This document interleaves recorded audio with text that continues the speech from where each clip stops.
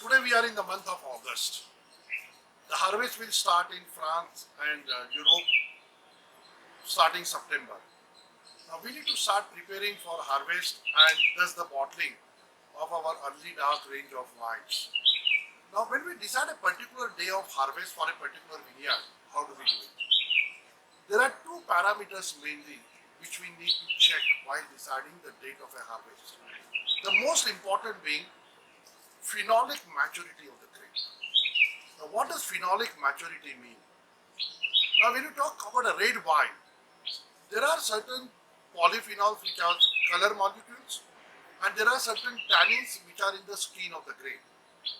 Now a winemaker would go into a vineyard and actually taste the skin of these grapes, and then while chewing the skin, then you know whether the tannins have ripened or not.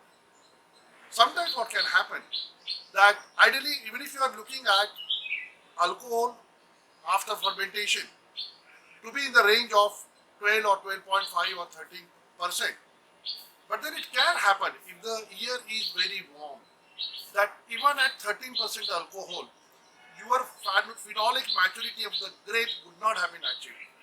So the wine you will make out of such grapes, especially the red wine, the tannins will taste harsh and unripe, which will pucker your mouth and it will not make a good wine.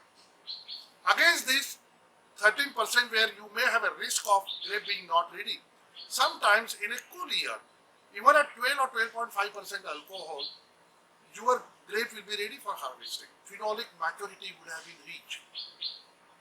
Now this happens because there is a longer cycle in a cooler climate or a cooler temperature or a cooler weather as compared to a warmer year wherein you have a shorter cycle, but then the alcohol maturity goes faster than the phenolic maturity.